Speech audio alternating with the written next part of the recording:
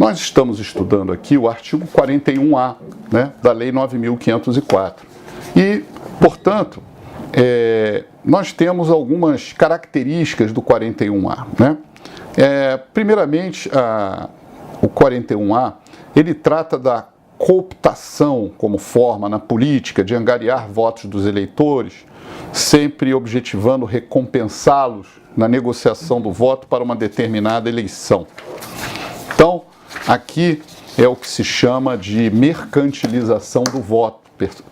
Portanto, a compra de votos no Brasil, ela foi muito identificada por historiadores com voto de cabresto, quando na época do coronelismo era cedido o voto como um favor ao coronel.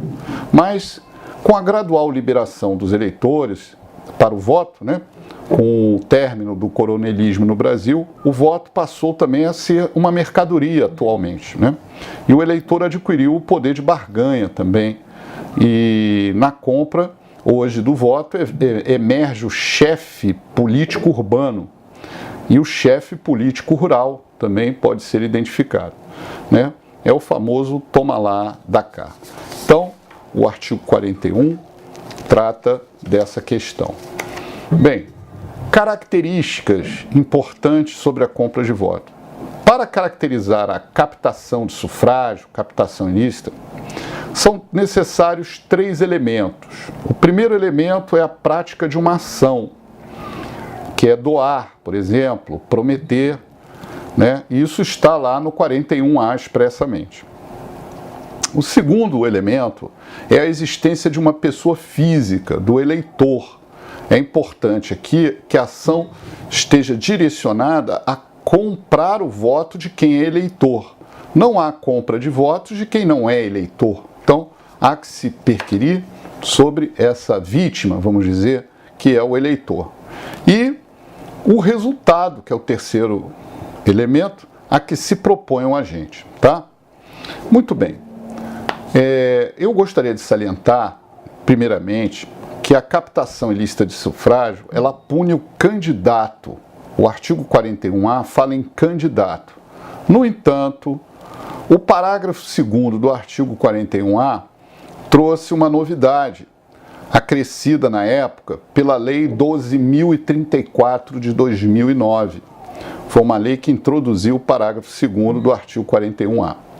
Lá diz o seguinte, né? O 41A, parágrafo 2º, diz o seguinte: as sanções previstas no caput aplicam-se contra quem praticar atos de violência ou grave ameaça à pessoa com o fim de obter-lhe o voto.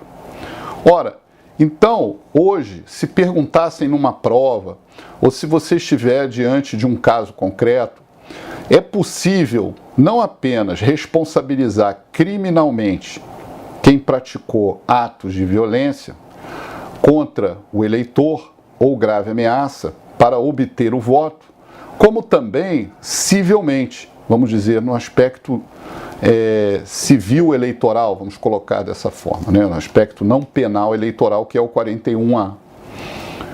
Nós temos um exemplo, né, que aconteceu na cidade do Rio de Janeiro, na comunidade da Rocinha. Lá existe um traficante, que inclusive está preso atualmente, parece, numa penitenciária de Mato Grosso, por sua alta periculosidade, chamado NEM, que andou apoiando um candidato da Associação de Moradores, através dos traficantes locais. E numa determinada eleição, surgiu uma denúncia para a polícia e para o Ministério Público de que esse cidadão, né, esses traficantes, estariam com armas de fogo ameaçando eleitores a votarem num determinado candidato. Ora, isso além de caracterizar crime de associação, de tráfico, enfim, porte de arma, de violação a outras regras, né, não eleitorais, caracterizava também o crime eleitoral do artigo 301 do Código Eleitoral, que é a coação eleitoral.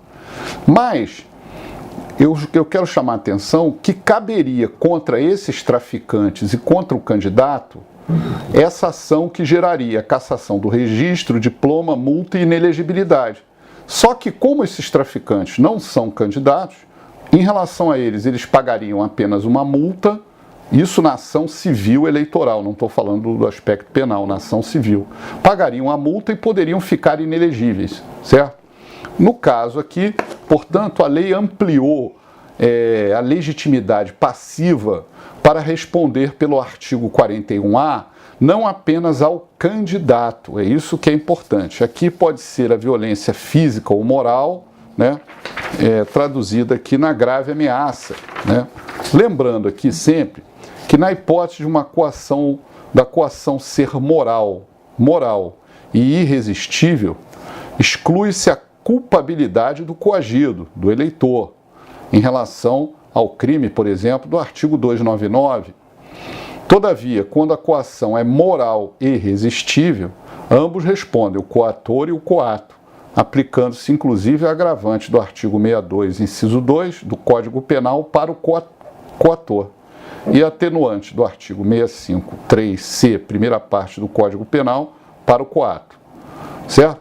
Então é possível aqui se identificar a parte penal e também responder essa pessoa que praticou grave ameaça ou violência pela representação do artigo 41A, e essa representação segue o rito da Lei Complementar 64 de 90, do artigo 22, inciso 1 a 13 da Lei das Inelegibilidades, tá? Muito bem. Então, aqui, a princípio, o representado não será somente o candidato. Bem, agora vamos anotar o período de ocorrência da captação ilícita de sufrágio. Esse período de ocorrência, a lei diz o seguinte, que pode ocorrer o 41A, isso é importante, período de ocorrência do 41A, desde o registro até o dia da eleição, inclusive. Ora, desde o registro, eu quero salientar que o registro não é o registro individual do candidato. Por quê? O partido político requer o registro do candidato. E a justiça ainda tem um tempo para examinar, uma semana, 2 semanas, às vezes até esse tempo ultrapassa esse período. Então, se a gente fosse esperar que contasse a captação somente do deferimento do registro até o dia da eleição, nós teríamos aí 2 meses e meio, 2 meses apenas de captação de sufrágio. E não é isso que a lei quer. A lei pune desde o requerimento do registro até o dia da eleição. Muito bem, para que a gente possa entender isso melhor, é importante você consultar o artigo 11 da Lei 9.504. O artigo 11 da Lei 9.504 diz que o último dia para requerer o registro é até às 19 horas do dia 15 de agosto do ano da eleição. E o artigo 8º da Lei 9.504 diz que as convenções partidárias para a escolha dos pré-candidatos ocorrem entre o dia 20 de julho e 5 de agosto do ano da eleição. Então vamos imaginar assim, 20 de julho de 2018, o partido X escolhe os seus candidatos a deputado estadual. Muito bem, foram escolhidos lá 50 candidatos a deputado estadual, certo? Eles foram escolhidos nesse momento como pré-candidatos e eles se tornam candidatos com requerimento de registro. Então, no dia 20, foram escolhidos 50 pré-candidatos. No dia 21, o partido requereu o registro desses 50 pré-candidatos e eles se tornam, portanto, com um mero requerimento, candidatos. Mas aí um candidato desse pratica compra de votos, dando mercadoria em troca de votos. Em relação a essa pessoa, já cabe essa ação para punir ele, impedir aqui, aplicar multa, torná-lo inelegível, certo? Então, em relação àqueles que requerem o registro, já cabe a sanção aqui do 41A. Então, isso é muito importante, tá? O momento de cabimento da possibilidade da prática da captação ilícita, que coincide aqui exatamente com o requerimento de registro, tá certo? Vamos estudando mais adiante com outros comentários específicos.